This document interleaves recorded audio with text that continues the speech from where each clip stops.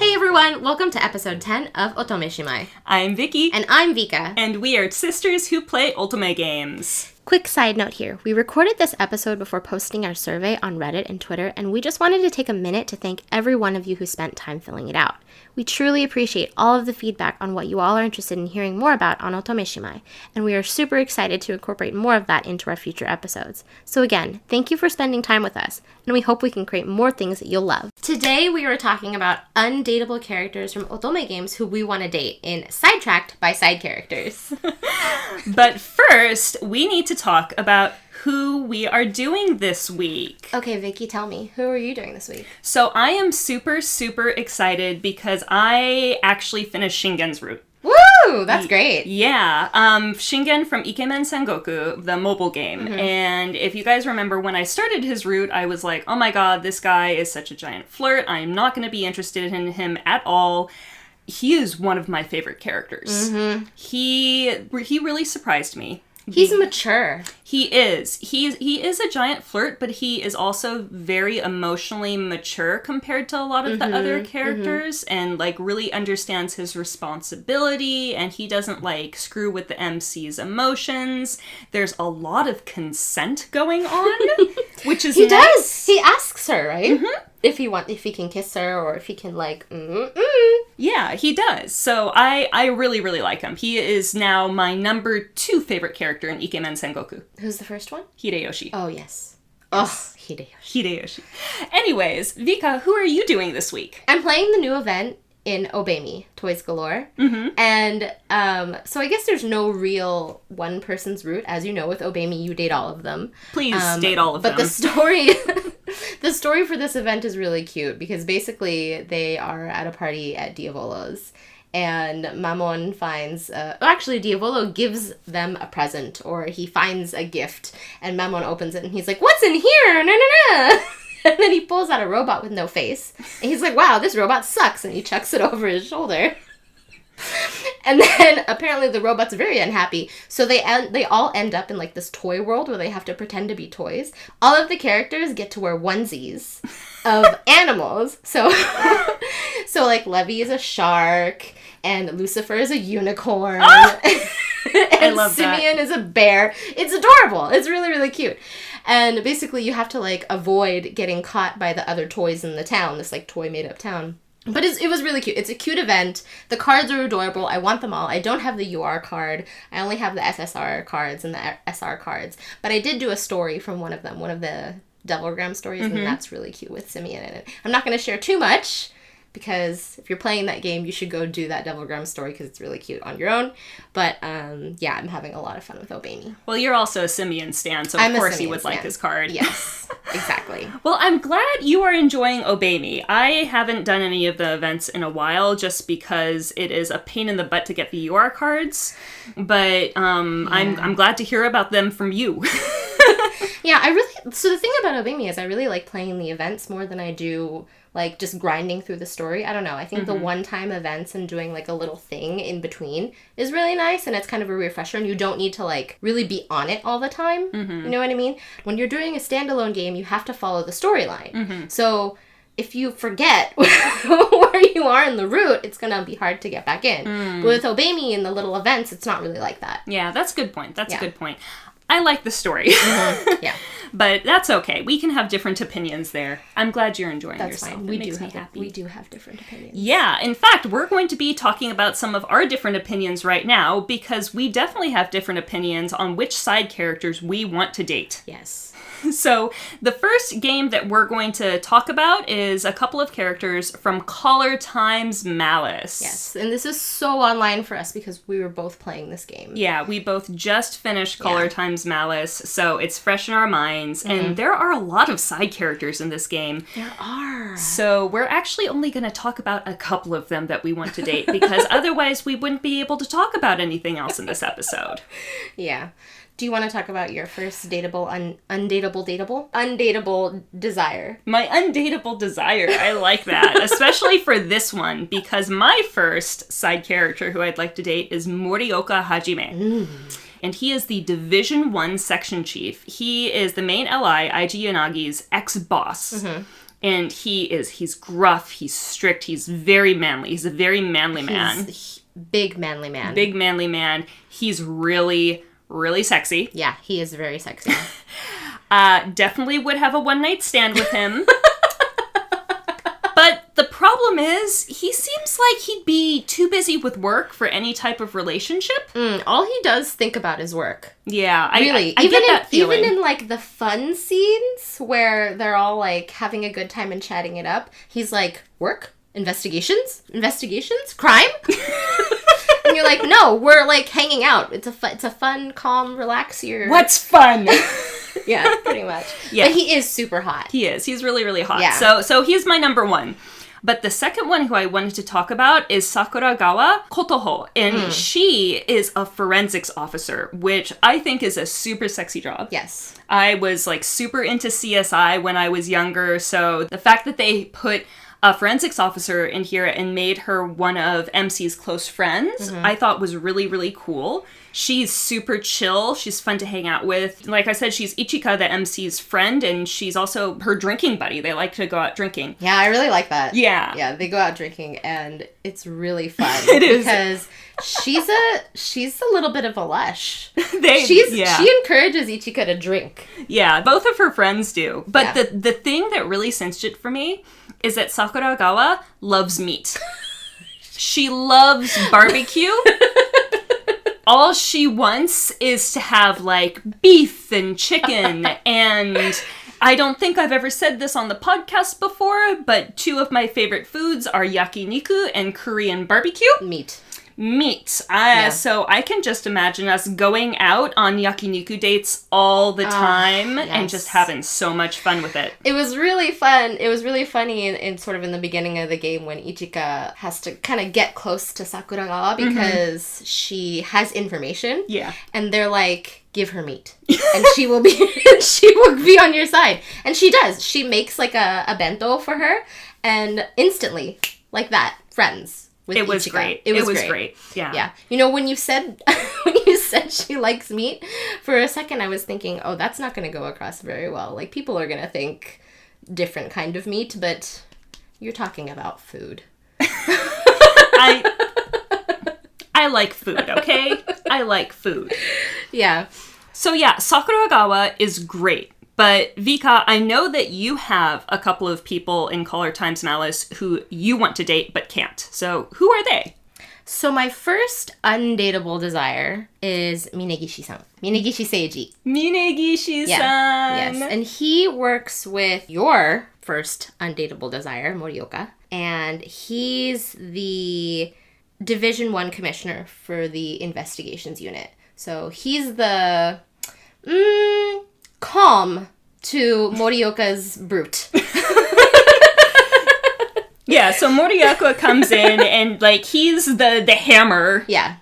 And Minagishi is like, calm down. Yes, he's calm, he's relaxed, he's very nice, he's very thoughtful, he thinks things through. He often tends to, like, hold Morioka back and be like, okay, let's not bull in a china shop here. Let's think this through. And he does a good job of that. Yeah. Oh, and also he's hot. Like, he wears glasses. He's a very, like, elegant-looking guy. I totally want to date him. He looks like he'd be shy in public, but, like, in private, it might be a little bit more, spicy or interesting. Yeah, I'd marry that guy. So he's marriage material. He's marriage material for sure. Yeah, so the two main guys who are in charge, one is like the one night stand dude and the other is your husband. Exactly. I would go home to him every night. Works out great. It works out great. But so the other character that I wanted to talk about was at the beginning of the game, you get introduced to the people in Ichika's life, and one of the first characters you interact with is her supervisor at work. And as soon as he shows up on scene, I yell out loud, like, why can't you date him? Why isn't he a main character? You very quickly find out why. But basically, his name is Mochira Senpai, Mochira Masanobu. He's super optimistic, he encourages her all the time, he's sweet to her, he looks out for her, but he's also married and has a wife who he loves very, very much. And talks about all the time. He really loves his wife. I was so sad because in one of the routes, I think it was one of the routes that I had played that I didn't find out he had a wife yet, and he says something about going home and eating his wife's kare, and I was like, oh my god, his wife makes him kare and he loves it, and that means I'll never get to date him. I will never forget this. This is one of the characters that inspired this episode, because every time he comes on screen, Vika will point and be like, why can't I date you? Yes, Mochira Senpai. He's so sweet. He's married. Okay, but like, he's marriage material because somebody married him. Just because someone is married doesn't necessarily mean that they're marriage material. Well, I think in another storyline, it might have been fun to have a little thing with Mochira Senpai and he leave his wife for her. That's never going to happen. Yeah, that doesn't happen in Otome games. I'm sorry. Actually, there are some voltage games where you're a married woman and cheat on your husband. So if you're into that kind of thing, go to voltage. But Color Times Malice does not have this aspect. I'm not saying Ichika and Mochira Senpai should have an affair. I'm just saying that he's a really great character. And I would really like, in an alternate universe, like to date a character like him. He's sweet and he's nice. He looks out for her. He does. He's a very good boss. Yeah. So those are some of the side characters in Color Times Malice that we would want to date. That's right. There are more side characters in Color Times Malice that we'd go for, but like I said, too many, not going to talk about that. Let's talk about Café Enchanté. Now this is a game you played, I didn't play. Yeah, Gensou Kisa Enchanté. There are a couple of side characters that I was interested in this game, but the number one who I was really upset I couldn't date because I liked him better than I liked the LI in this route is Epilogue. Epilogue. So Epilogue is an angel. He's a quote-unquote fallen angel, and he's really only in Ill's route. Ill is one of the LIs, and Epilogue is like the leader of the fallen angels. He helps out the MC and the other LIs when they're being chased. He's super cool. He's really sexy. He's super built. He is. Does he have wings? He does have wings. They're like black wings. Oh my gosh. And he's really outgoing and friendly. He's got this big sexy smile. Yeah, so I thought he was great, and I was really, really mad and sad that he only really appeared in one route, and that he only had a few scenes, and I am one of the people who is still kind of holding out hope that Café Enchanté is going to get a fan disc. It's been over a year since the game was released, and usually they'd announce it by now, so I don't know, but please let me date Epilogue. Please let me date the sexy angel man who wears a toga and shows off half of his very manly chest. Yeah, I thought when you showed me some of your photos of him, I was like, he's actually way hotter than Ill. Yeah, like, he is. I don't like Ill's character design. Like, I wasn't really into his personality when you were playing the route and you were like, oh, this is the one I'm doing. But Epilogue, he's a cutie. He's a hottie patati. I like that. Yeah. Hottie patati.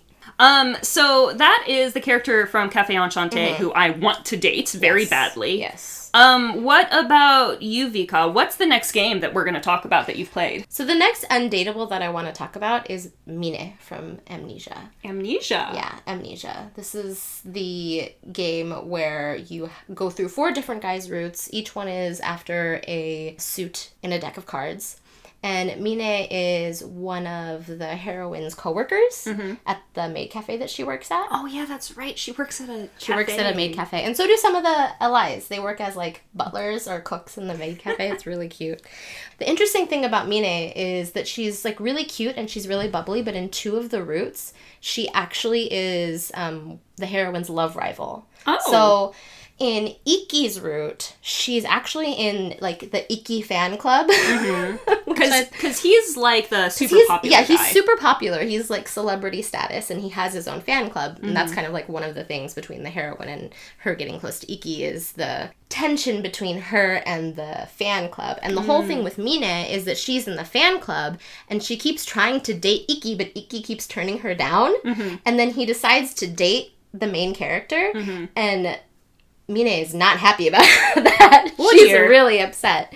And then in Clover Route, in Kent's Route, she actually has an issue with the heroine going on a date because she thinks that the person she's going on the date with is Waka, but in actuality, the heroine is dating Kent. And so there's a huge miscommunication, but she's super mean to the main character in that route. But in the other routes, she's really, really cute. She's like a good coworker to her. She's very kind. She's bubbly. She's energetic. She's adorable. And I don't know. I thought it would be really cute if you could like I would love to go on a date where you go shopping, you go to cafes, you go to like do the fun stuff that you don't do in this game. In Amnesia, I feel like most of your dates involve dying. Quite a few do. Or getting injured, or being harassed by somebody's fan club. Like, they're Sounds not really fun. fun or exciting. I also thought maybe I wanted to date her best friend Sawa, but I think Sawa has too many friend vibes. Oh. Like, she's kind of a tomboy. She's also really cute and energetic, but I think too many friend vibes for her. I'd way rather date Mine. So that was Amnesia. You didn't play Amnesia. I didn't play Amnesia. But we both played Hakuoki, and there's one character that we want to talk about from this game. Yeah, we both played Hakuoki. And the thing about Hakuoki is that in the original game, there are a lot of side characters that you cannot date. But then they remade the game, and you can suddenly date most of those side characters. Yeah. I like that they gave them actual roots. I mean, we could probably have a whole episode on those characters, but we're going to focus on the one who didn't get a root, and we wanted to get a root, and that is Shiranui Kyo. Yeah. And Shiranui is Kazuma's lackey. Probably wouldn't approve of that term. He really doesn't like Kazuma, though. No, he doesn't. He doesn't really like Kazuma, but he works for Kazuma. And Kazuma is one of the main antagonists. He's also an ally. So Shiranui shows up with Kazuma a lot, and then at some point they kind of split off from each other. And Shiranui shows up a lot in specifically Harada and Sakamoto's roots. He is like this rough-speaking, gun-toting demon. He's got this like big wavy ponytail. He's a sexy guy. He is. He's a sexy guy. And the thing that I thought was really interesting is that they gave him like a full-on backstory. And that's really rare for someone who isn't an LI. Yeah. So this takes place during kind of like the opening of Japan and the era of the Shinsengumi. And Shiranui was friends with Takasugi Shinsaku. And because of that, even though Shiranui is a demon, he has this connection with a human who he was friends with. And they had like a really nice broship, but then Takasugi died. That's so terrible. Yeah. He died of tuberculosis, as they all do in this era. Yeah. So it really added a lot to the character, and you don't really find that out in the original game. In the remake, you end up talking to him a lot about it, and he becomes a much deeper character, and I just feel like they could have really, really, really easily made him an LI. Yeah. And didn't. Yeah. I mean, he was cute enough to become an ally. Yeah, he is. He's definitely hot enough to become an ally. Why didn't they do that? I'm mad. Yeah, he's also kind of a brute, too. Like, he's not a quote-unquote nice character. No, but I mean, most allies But neither was general. Kazama, I suppose. Kazuma's not a nice man. But yeah, so that's Shiranui from Hakuoki. Would like to date him, 100%. The next game with some side characters that we would like to be allies that we're going to talk about is kind of going back to one of our OG games, and that is Hanasaku Mani Mani. So the character that I wanted to date in Hanasaku Mani Mani was Asanosan. Asanosan! And we're going to go back to Hanasaku Mani Mani and kind of give a brief overview again, because it wasn't a super popular game, but we love it. Game. But basically, you play as Nao, the main character, who gets transported back in time. Yay! As they do. And she ends up working for a brothel. As one does. And so the whole purpose of her meeting Asano-san is that she's under the training of one of the courtesans at the brothel. The courtesan's name is Kyogiku, and Asano-san is her client. And at some point, Asano-san kind of takes an interest in the main character now. And he's like, oh, like, I would like to meet with her. And he was like, okay, now you're gonna take Asano as a client. Yeah, and it's very pure. It's companionship, I guess, is the way they portray it in the game. Basically, she does not have sex with the clients yet. Asano-san basically takes an interest in her. And the thing that I like about Asano-san is that he is a kind and sweet and rich older man. Yeah, but that can actually take care of the main character. Yeah, but not old to the point where it's creepy. No. He's just a kind of slightly older guy. Because the character development that you get for this situation, where Nao actually works with Asano-san as a client, is in one of the LI's route, and this is Takara's route. And his whole thing is the, oh no, she's my sister trope. So, at some point, there's a little bit of contention between Asano-san and Takara. The main reason that I really wanted to date him was because every other LI was messed up in some way. Like, one of them had tuberculosis. One of them was a magical crow. I don't know. None of them could have really sustained a lifestyle with the main character. But Asano-san, he was a high-up member of the Bakufu, of the government at the time. And he had a lot of money, and he was nice to her. He brought her gifts, and he wasn't, overly creepy. She could have ended up with him and had a happy life. Yeah, he was really nice, and he legitimately liked her. He did, yeah. That's the character from Hanasaku Mani that I wanted to date. Yeah, that makes sense. I really liked Asano-san too, and I felt really, really bad for him, considering, what happened with some of the endings. So, if you could choose one of the side characters we talked about to be an LI, which one would it be? To be honest, I think I would choose Sakuragawa. You would choose one of mine? Yes. Because I liked yours too. I would have wanted to date her. Yeah, that's true. It doesn't mean that she couldn't be my choice too. Okay, fine. You choose Sakuragawa. I approve. Yes. I approve. But that's not who I would choose out of all of these characters. Who would you have chosen? Epilogue. 100% Epilogue. And you know why? It's not just the fact that they made his character design insanely hot. It's the fact that they hinted at some sort of backstory. He's the leader of the quote-unquote fallen angels, but we don't really learn, in depth about how he ended up where he was or more about his character. And just from what I saw, it seemed like he would be a really fun LI. Okay, so you're thinking about more in terms of the storyline. I would choose him. If I could turn one side character into an ally, I would choose him. Yeah. So, thanks guys for listening to our episode today, Sidetracked by Side Characters, where we talked about the side characters in Ultimate games that we would like to be allies. Yes. Now, we do have a special announcement since this is our 10th episode.